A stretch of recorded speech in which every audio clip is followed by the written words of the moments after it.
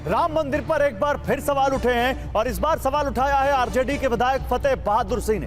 राबड़ी आवास के बाहर फतेह बहादुर सिंह ने एक पोस्टर लगाया। पोस्टर में लिखा कि मंदिर की घंटी जब बजती है तो संदेश देती है कि हम अंधविश्वास, पाखंड, मूर्खता और अज्ञानता की ओर बढ़ रहे हैं। जबकि स्कूल की घंटी बजती है तो यह संदेश मिलता है कि हम तर्कपूर्ण, ज्ञान, वैज्ञानिकता और प्रकाश की ओर बढ़ रहे हैं। तो सवाल है कि क्या राम मंदिर एक कुरीति है?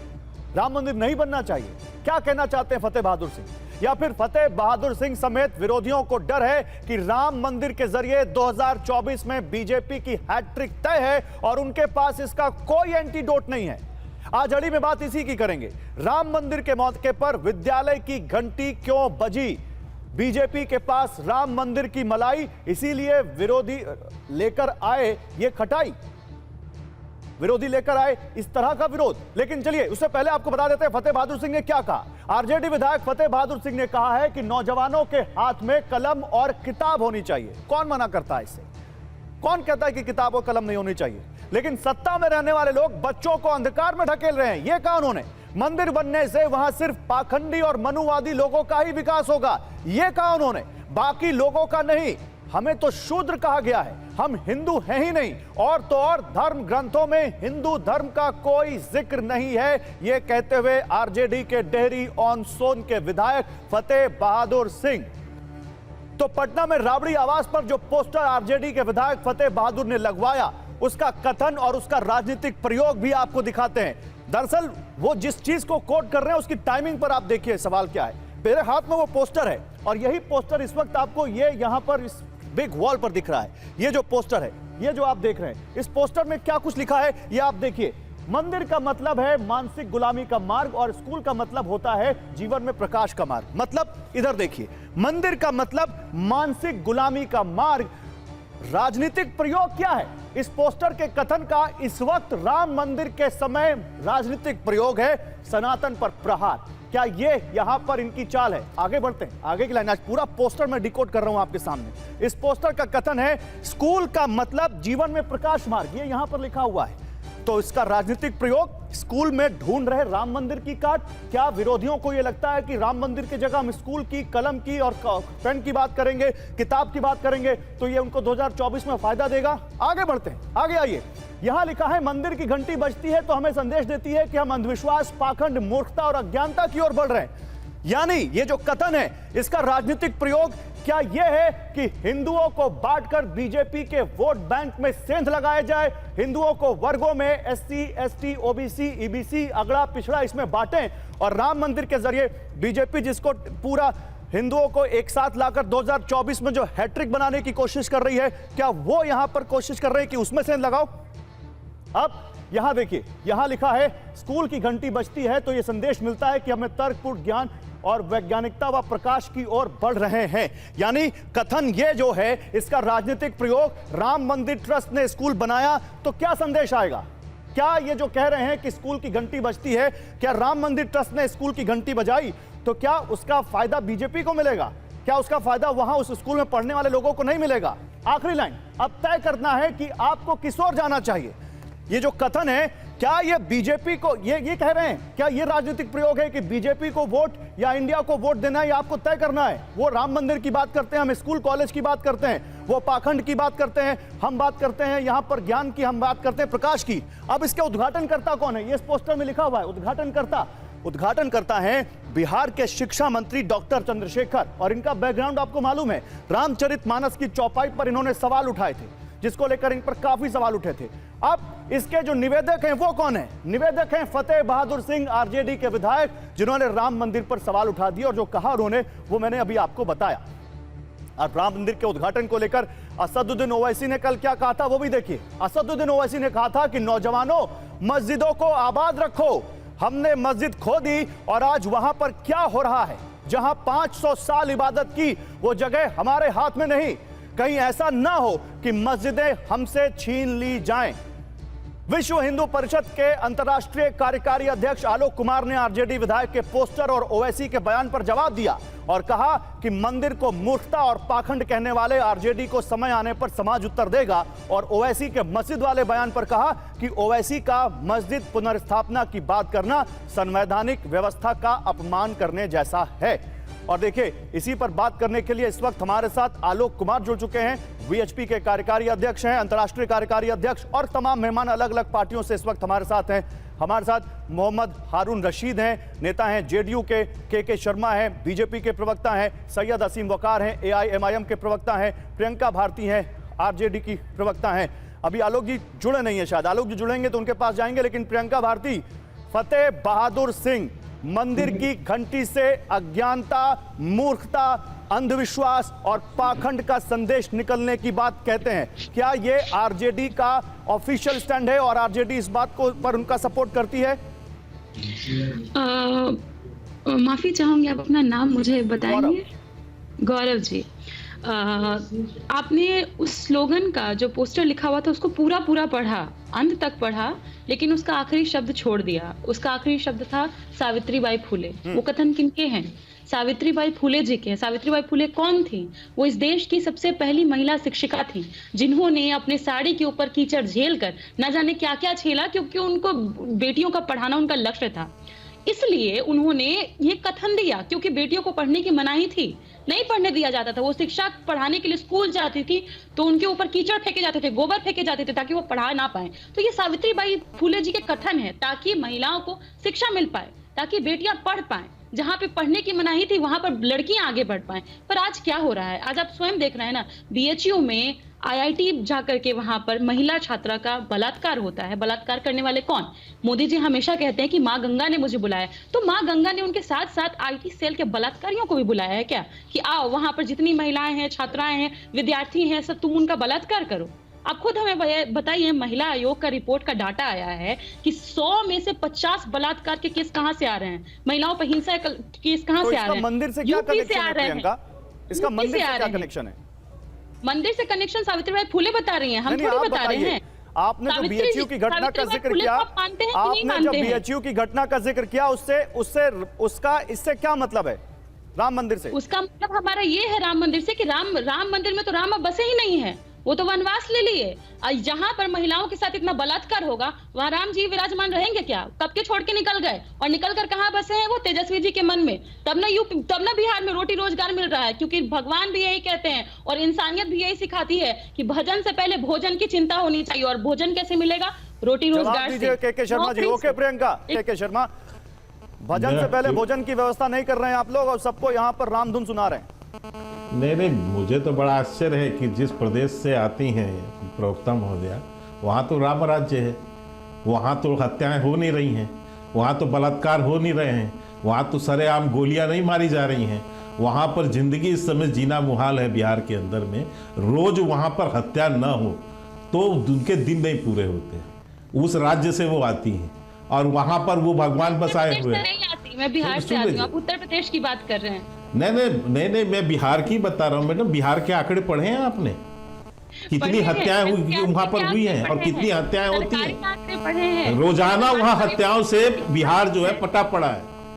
और आपके नेता नीतीश जो है, वो सीएम साहब जो है, उनको इसका भी ज्ञान नहीं है। उनको 9 महीने में 5 लाख रोजगार मिल गए। बीच में नहीं, ये है बिहार। बीच में प्रियंका जी, अच्छा बोले दीजिए। के शर्मा नहीं बोल रहे थे जब आप बोल रही थी, बोलिए के शर्मा। नहीं, मैं इसलिए कह रहा हूँ कि वहाँ कितनी हत्याएं रोज होती हैं और बिहार अपराध में किस तरह से नंबर 1 बना है।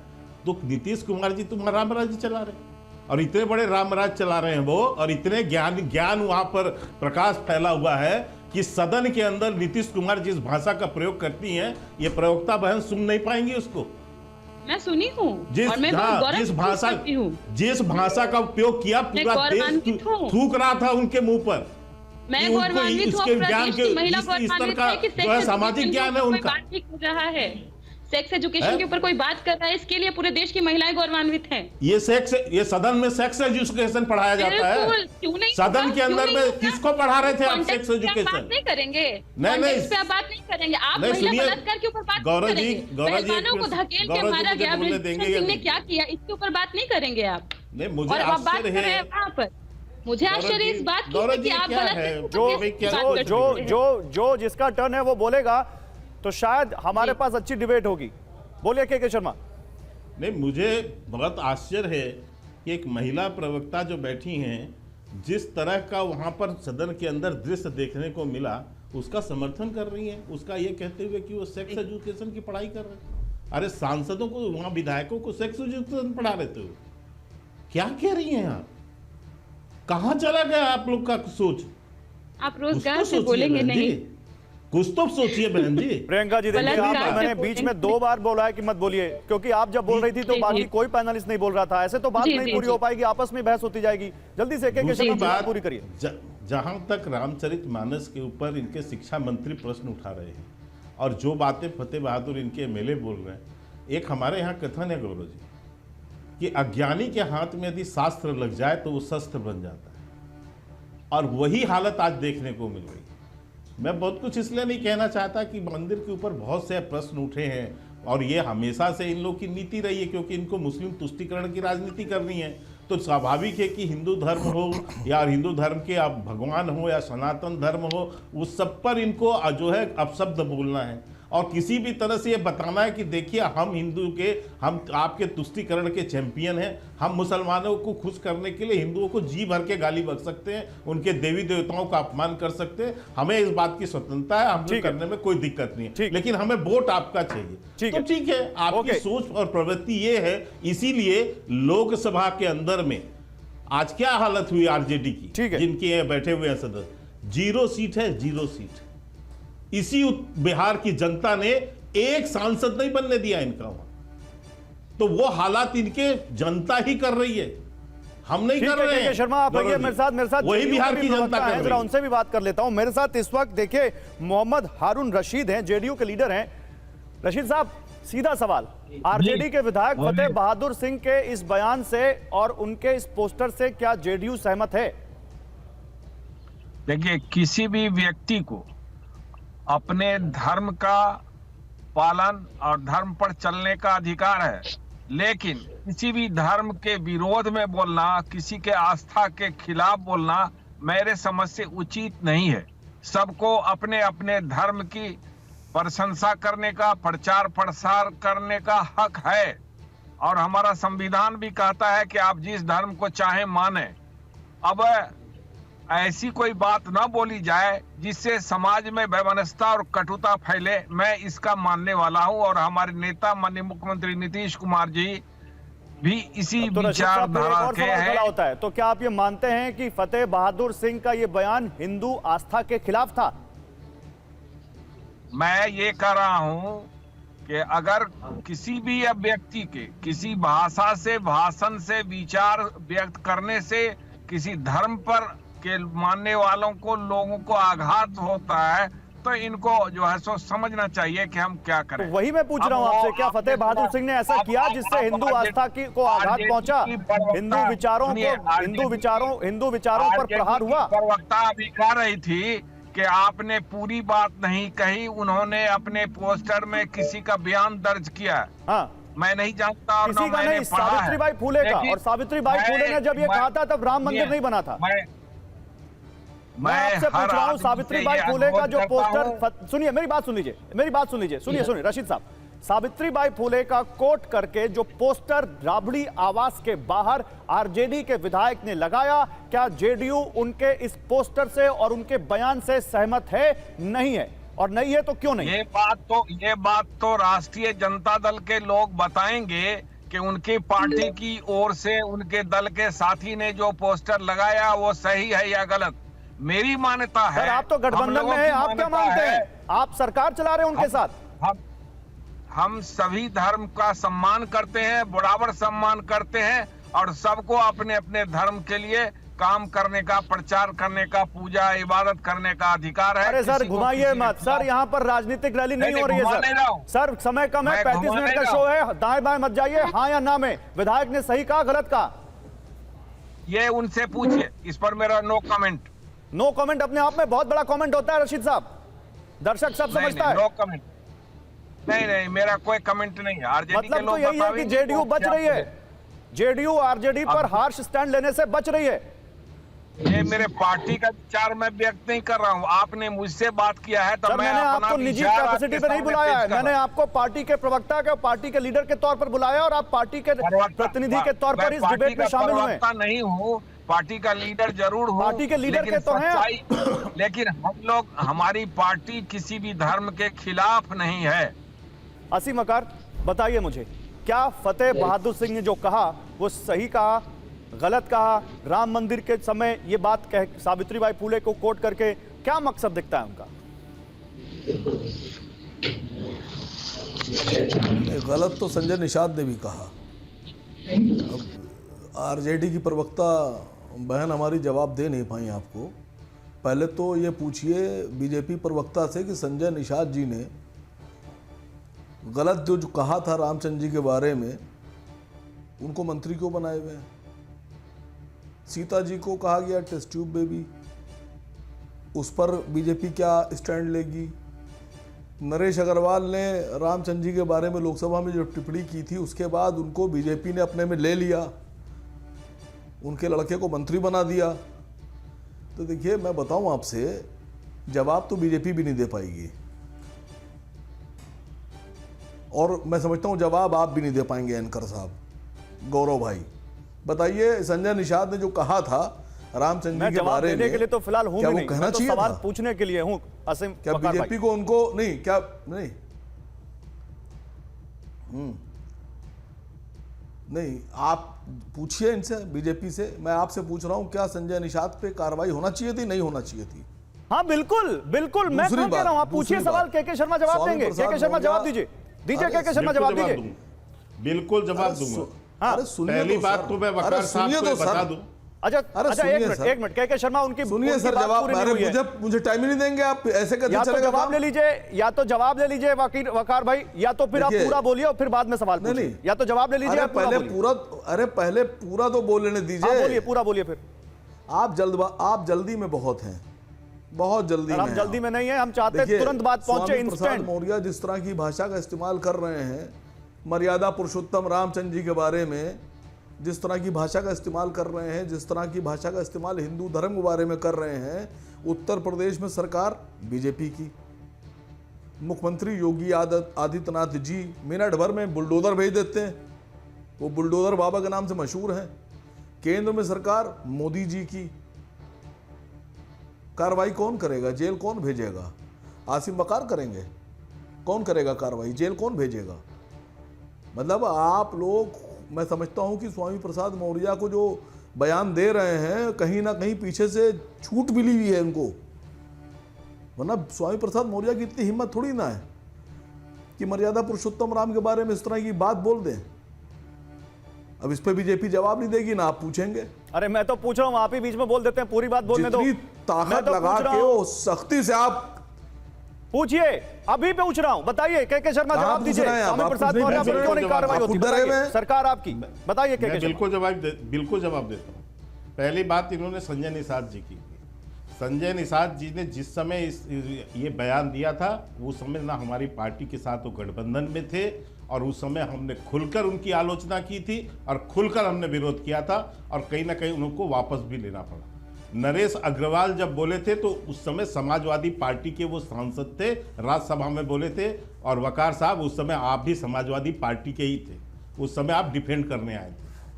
तो आपकी जो है सच्चाई ये है, और नरेश अग्रवाल भारतीय जनता पार्टी में रह के किसी को ये बोलने की हिम्मत नहीं है और ना कोई बोल सकता। और रही बात स्वामी प्रसाद मौर्य जी की, तो स्वामी प्रसाद मौर्य जो बोल रहे हैं, निश्चित रूप से यदि वो कानून के दायरे में है तो कार्रवाई भी होनी है, और निश्चित रूप से कई लोगों ने केस लगाए हैं। हम आरोप नहीं लगाते हैं, कहाँ हो रही है कार्रवाई? हम निर्णय नहीं करते हैं, कोई न्यायालय कार्रवाई नहीं हो करता रही है। है सर। न्यायालय करता है निर्णय। हम भारतीय जनता पार्टी सरकार चलाती है, वो निर्णय, वो सजा नहीं सुना। तो क्या, ठीक है, तो जिसका कार्रवाई जिस स्तर पर है वो करके अरे आप रहेंगे। लोग रिपोर्ट तक तो दर्ज नहीं करा रहे लेकिन हैं। मैं इसलिए आपको बता दूं कि आपकी स्थिति ये है कि आपके नेता इस समय जिस तरह की बयानबाजी करके देश के अंदर जहर बोलना चाहते हैं, और जिस ढंग से आग लगाने की कोशिश कर रहे हैं, वो जिस ढंग से लोगों को भड़काने की कोशिश कर रहे हैं कि लोग भड़के और इस तरह की बयान देते हुए, जबकि जो है देश में शांति का माहौल है, ऐसे समय पर ओवैसी साहब का बयान बहुत ही निंदनीय बयान है। बहुत दुखद बयान है। और मैं ये कहना चाहता हूं कि कम से कम वो आग न भड़काएं, और यदि आग वो भड़काएंगे तो उनको उनका खामियाजा भी भुगतना पड़ेगा। इनको याद रखना चाहिए। आलोक जी, फतेह बहादुर सिंह के इस पोस्टर पर और उनके बयान पर आपका रिएक्शन भी आया है, क्या कहना चाहती है वीएचपी? आखिर फतेह बहादुर सिंह या आरजेडी इस तरह की बातें क्यों कर रहे हैं कि मंदिर से पाखंड, अंधविश्वास और अज्ञानता का संदेश जाता है? सावित्रीबाई फूले को कोट कर रहे हैं, वो कह रहे हैं ये मेरा कथन नहीं, सावित्रीबाई फूले का कथन है, जो महान समाज सेवी थी। ऐसा है कि किस कथन को किस संदर्भ में कब कहा गया था और कहां पर उसका उपयोग किया गया है, ये भी देखने की बात है। चीज़ों को आउट ऑफ कंटेक्स्ट तोड़ना और फिर वहां पे राबड़ी देवी जी के घर के बाहर पोस्टर लगाना मूर्खता, पाखंड, ऐसे शब्दों का इस्तेमाल करना। मुझे लगता है कि जेडीयू ने इतिहास से कुछ सीखा नहीं है। जब श्री लाल कृष्ण आडवाणी सोमनाथ से अयोध्या की यात्रा पे निकले थे तो उनकी यात्रा के दौरान उनको रोक करके गिरफ्तार करना और हिंदू और मुसलमानों के बीच में तनाव बढ़ाना, ये उस समय का उनका काम था। और अब जो उन्होंने किया है, ऐसे समय में जब भगवान अपने मंदिर में विराजमान होने वाले हैं, 5 लाख से अधिक मंदिरों में उसको दिखाने की व्यवस्था हो रही है, 7-8 करोड़ हिंदू मंदिर में आकर इसको देखने वाले, इस समय इस तरह का बयान देना तनाव को आमंत्रित करता है, अशांति और हिंसा को उकसाने का प्रयत्न है। और इसलिए मैंने आज सवेरे के अपने बयान में हिंदू समाज से प्रार्थना भी की थी कि उत्तेजित होकर शांति भंग करना या हिंसा करना ये ठीक नहीं आलोक जी, होगा। लेकिन इसके पीछे राजनीति, मैं इसको एक व्यापक परिप्रेक्ष्य में राजनीति का आप देखता जिक्र कर रहे हैं, विरोधी ये भी तो कह रहे हैं ना कि बीजेपी एक पैम्पलेट छपवा रही है जिसमें राम मंदिर निर्माण में बीजेपी के योगदान को लोगों तक पहुंचाया जाएगा। आंदोलन किया वीएचपी ने, शहादत दी वहां पर वीएचपी के लोगों ने, और मलाई खाएगी बीजेपी, ये लोग कह रहे हैं। ये पूरा सच नहीं हो सकता, क्योंकि बीजेपी ने 89 में पालमपुर में ये प्रस्ताव पास किया कि हम समर्थन करेंगे। और ये एक ऐतिहासिक सत्य है कि इस लड़ाई को जो एक बड़ा जन समर्थन मिला, इसके पक्ष में जो आवेश निर्माण हुआ, उसका एक बड़ा कारक सोमनाथ से अयोध्या तक की आडवाणी जी की यात्रा भी थी। उसके बाद में इस तरह की छोटी 3 यात्राएं उत्तर प्रदेश में भी निकली थी। इसलिए भारतीय जनता पार्टी का इस संघर्ष में कोई योगदान नहीं था, यह तो सत्य नहीं है। और यह बात भी सत्य है कि कांग्रेस ने जब मूर्तियां वहां रखी गई थी, तब से लेकर के आज तक मंदिर के निर्माण का समर्थन नहीं किया था। आप कह रहे हैं मूर्तियां रखी गई थी, इसलिए तो कहती है कि मूर्तियां प्रकट हुई थी। भारतीय जनता पार्टी कहती है कि हमने सहयोग दिया है, तो ये तो सच है कि उन्होंने सहयोग दिया है। नहीं आलोक जी, वीएचपी तो कहती है और मूर्तियां ये भी प्रकट हुई सच है थी। कि बाकी पार्टियों ने विरोध किया है। मूर्तियां प्रकट हुई या रखी गई, पर यह बात प्रधानमंत्री नरसिम्हा राव ने अयोध्या के नाम से जो पुस्तक लिखी है, उसमें लिखा है कि नेहरू जी के पास में मुसलमानों का एक डेलीगेशन गया। नेहरू जी ने उसकी बात सुनी, उत्तर प्रदेश सरकार से रिपोर्ट नहीं मांगी, पुलिस से रिपोर्ट नहीं मांगी, ये आदेश दिया कि हटा दो। और उत्तर प्रदेश के चीफ सेक्रेटरी ने नायर नाम के कमिश्नर को पत्र लिखा, जो पत्र नरसिम्हा राव ने छापा है। ये जो आप बता रहे हैं, ये पब्लिक डोमेन में है आलोक जी, और आवश्यक हो तो बल प्रयोग भी किया जाए, पब्लिक डोमेन में है जी। मैं तो ये पूछ रहा हूं, आपने क्योंकि कहा कि 89 के पालमपुर के सम्मेलन में बीजेपी ने इसका समर्थन किया, तो आप ये चाहते हैं और आप इसका समर्थन करते हैं कि राम मंदिर आंदोलन का और फिर अब राम मंदिर का राजनीतिक इस्तेमाल हो और कोई एक पार्टी उसको अपने वोट, उसके नाम पर वोट मांगे?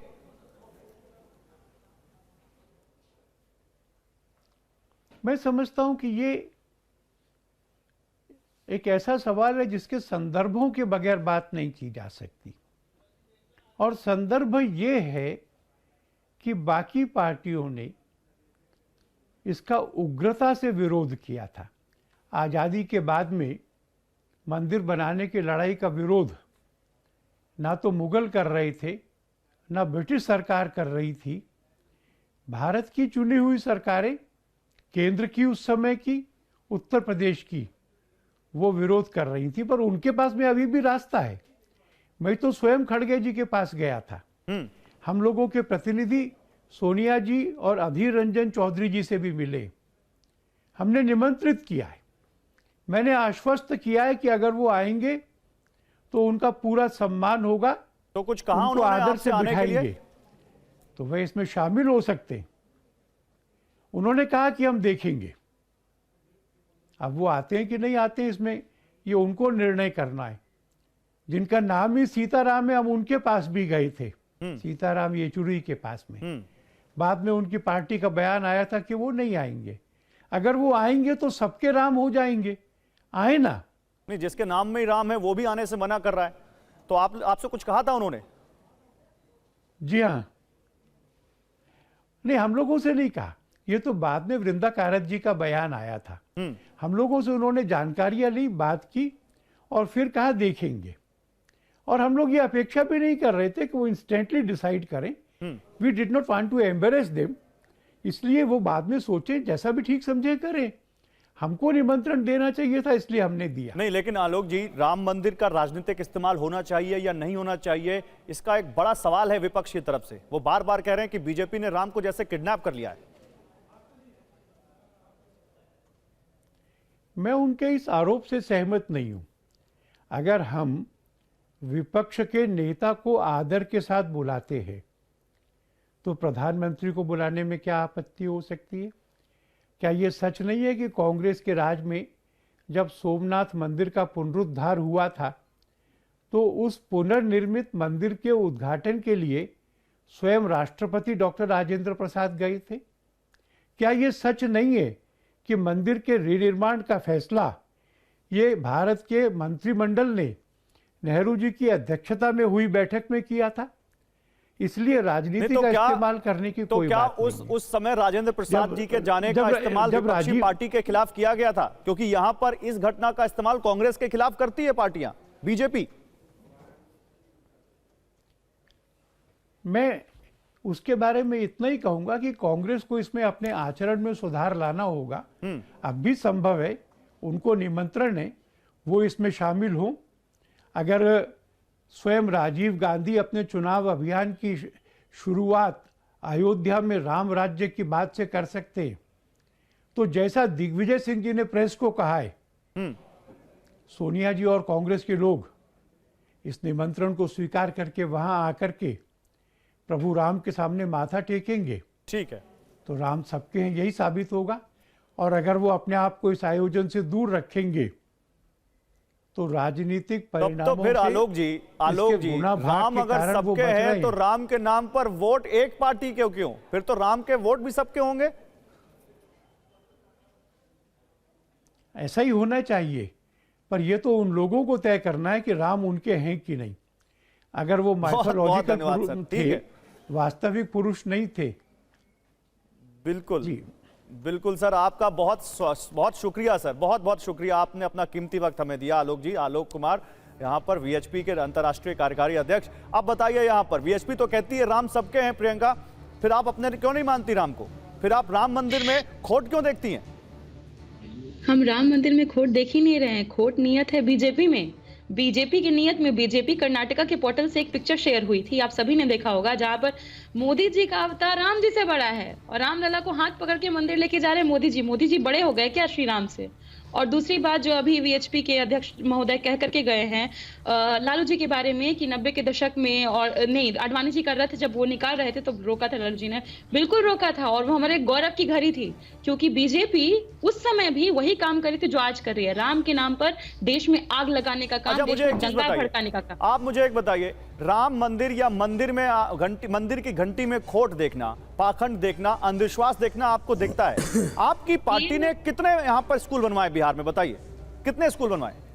यूनिवर्सिटी राजनीतिक दल के रूप में, सरकार के रूप में मत बोलिएगा, बिहार सरकार के रूप में मत बोलिएगा। आरजेडी बतौर राजनीतिक दल उसने कितने स्कूल खुलवाए?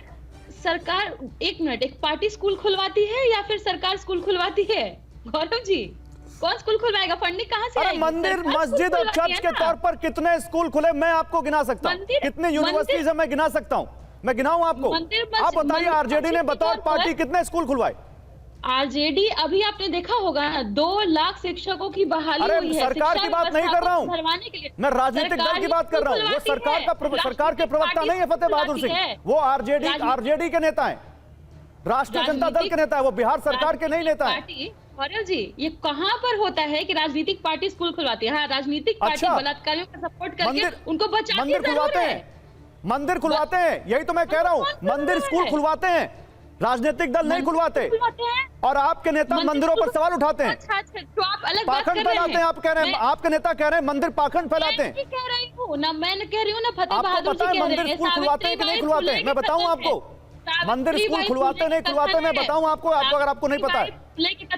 सरकार आप दिल्ली की पढ़ी हैं, वेंकटेश्वर कॉलेज का नाम जानती हैं मैम, शिरडी ट्रस्ट का नाम जानती हैं, तिरुपति ट्रस्ट का नाम जानती हैं। अरे तो पैसा आ रहा है ना, पैसा कहाँ से आ रहा है? दान पेटी से आ रहा है, शूद्र है, बहुजन दान दे रहे हैं, तब उनको देवबंद दारुल उलूम का नाम जानती हैं? कौन दे रहा है?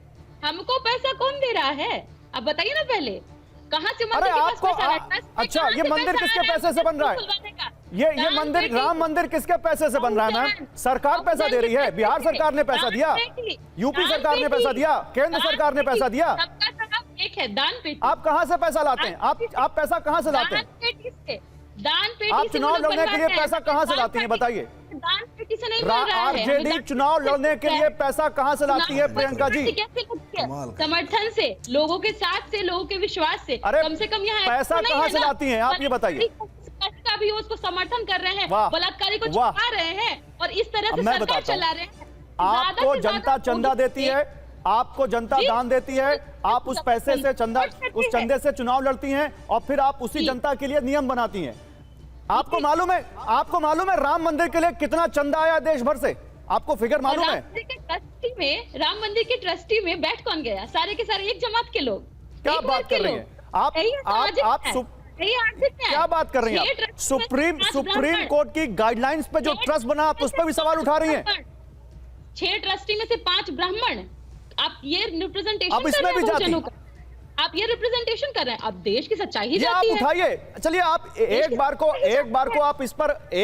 आप इस पर उठा भी लीजिए, मुझे इस पर कोई दिक्कत नहीं। आज का हमारा मुद्दा है ही नहीं। मैं ये पूछ रहा हूं, मंदिर किसके पैसे से बना? मंदिर चंदे के पैसे से बना। और मंदिर के पास जो पैसा आएगा, अच्छा कामेश्वर चौपाल का नाम जानती हैं आप? कामेश्वर चौपाल का नाम जानती हैं प्रियंका जी? कामेश्वर चौपाल का नाम जानती हैं आप? पहले मुझे मेरी बात कंप्लीट कामेश्वर चौपाल का नाम जानती हैं? पहले मैं अपना आंसर राम मंदिर ट्रस्ट के मेंबर हैं, पहली ईंट उन्होंने रखी। बताइए उनकी जाति क्या है? बताइए उनकी जाति क्या है? आप जाति खेलिए मत, हमने बता रहे हैं आपको। अभी आपने बोला ट्रस्ट में 5 ब्राह्मण हैं। मैं कामेश्वर चौपाल जिन्होंने पहली ईंट रखी उनका नाम पूछ रहा हूँ, उनकी जाति पूछ रहा हूँ। हम आप वो जाति पर लेट से आइएगा ना, पहले आप बात करते हैं मंदिर बन कैसे रहा है। मंदिर बन रहा है दान पेटी। आप इधर से भी कान पकड़ रही है, उधर से भी कान पकड़ रही है मैडम। जब आप फंस गई तब आप ऐसी बात कर रही हैं। जाति का मुद्दा आपने उठाया, मैंने तो जाति पूछी ही नहीं। मैंने पूछा आरजेडी ने कितने स्कूल बनवाए या किसी भी राजनीतिक दल ने कितने स्कूल बनवाए? मंदिर स्कूल बनवाता है, मंदिर हॉस्पिटल बनवाता है, मंदिर रोजगार देता है लोगों को मैम, मंदिर देता है रोजगार। आरजेडी ने कितना रोजगार दिया लोगों को बताइए? है ना, एक जमात के लिए रोजगार पैदा कर रहा है कि पंडित कौन बनेगा। आपको मालूम है कितना इन्वेस्टमेंट आ रहा है अयोध्या में? नहीं हो रहा है। किसके लिए? सिर्फ ब्राह्मणों के लिए। मुझे आज पहली बार दिख रहा है कि यहाँ दिल्ली से पढ़ी हुई महिला जो एक इतनी बड़ी पार्टी की प्रवक्ता है वो ऐसी बातें कर रही हैं। आपको मालूम है वेंकटेश्वर कॉलेज में कितने मुस्लिम पढ़ते हैं? डेटा आपके सामने कितने क्रिश्चियन पढ़ते हैं? किसके हाथ में? कितने दूसरे धर्म के लोग पढ़ते हैं? लीडरशिप किसके हाथ में? अलीगढ़ मुस्लिम यूनिवर्सिटी में कितने लोग पढ़ते हैं दूसरे धर्म के? जाएगा मंदिर में पंडित बनने, किसको आप बना रहे? किसी शूद्र को, बहुजन को, जिनको धार्मिक आधार पे बनाया गया। जामिया मिलिया में कितने दूसरे धर्म के लोग पढ़ते हैं बताइए? अरे मेरी खुद बहन पढ़ रही है वहाँ पे, आप वो सब बात मत कीजिए। अभी वही तो मैं कह रहा हूँ। के पैसे से चलने की वजह धार्मिक से आप आधार बता पर रहे हैं। यहाँ पर पैसा आपने एक मंदिर पर है। सवाल खड़े कर दिए, जबकि बिना ये सोचे समझे कि उस मंदिर से कितने लोगों को शिक्षा मिलेगी, उस मंदिर से कितने लोगों को रोजगार मिलेगा और सभी धर्मों के लोगों को मिलेगा, ना ही केवल एक धर्म के लोगों को। और ये तमाम धर्म स्थल करते हैं, मैं केवल हिंदू धर्म की बात नहीं कर रहा हूं, ये मुस्लिम धर्म के ट्रस्ट भी करते हैं, ये क्रिश्चियन धर्म के ट्रस्ट भी करते हैं, हर धर्म के लोग करते हैं। ज्योतिबा फुले सवाल खड़ा कर रहे हैं, सावित्रीबाई फुले सवाल खड़ा कर रही हैं, क्योंकि वो देख रहे पर्सपेक्टिव थे अलग है मैम, क्या उस हो वक्त रहा राम था। मंदिर नहीं था, वो पर्सपेक्टिव, वो सामाजिक कुरीतियों के खिलाफ, धर्म के नाम पर जातियों के उत्पीड़न के खिलाफ था वो बयान। वो बयान राम मंदिर के खिलाफ नहीं था। हमने राम मंदिर के खिलाफ वो कहा, आपको पर्सपेक्टिव पता अलग था नहीं मैम। कल क्या है? आप तब के पर्सपेक्टिव को आज इस समय अपने पॉलिटिकल माइलेज के लिए यूज नहीं कर सकते। 3 तारीख है, कल क्या है पता है आपको? बताइए के शर्मा क्या कहना चाहते हैं? रुकिए प्रियंका जी, के शर्मा क्या कहना चाहते हैं, बोलिए। आपको पता नहीं है, आपको देखिए, इन्फॉर्मेशन अभी नहीं आप- है। मुझे सब इंफॉर्मेशन है, आपको इंफॉर्मेशन नहीं है, आप इंफॉर्मेशन दे नहीं पा रही हैं, इधर से उधर से हर जगह से बात ला रही है, खाली अपने तथ्यों अपने बातों को सही साबित करने के लिए। बोलिए के शर्मा, रुकिए प्रियंका जी, आपसे रिक्वेस्ट है, प्रियंका जी रिक्वेस्ट है, आप रुकिए, के शर्मा बोलने फिर आप बोलिएगा, बोलिए के शर्मा।